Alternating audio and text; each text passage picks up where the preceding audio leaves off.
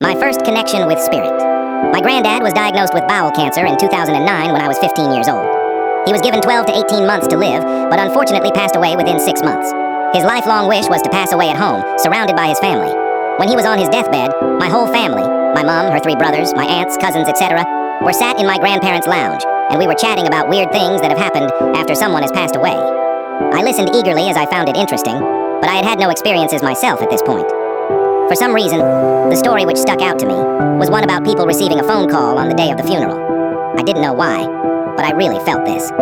Anyway, flash forward a few weeks, my granddad had passed away at 2:27 a.m. on the 23rd of November, and then came the day of his funeral. We had an open casket for him at home, his wish, and my mom left early in the morning to be at my grandparents' house when he arrived.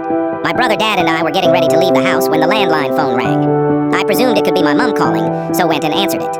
On the other end of the line was the screeching sound which hearing aids make when you get too close to them. This sound was heavily associated with my granddad and was a bit of a joke in our family.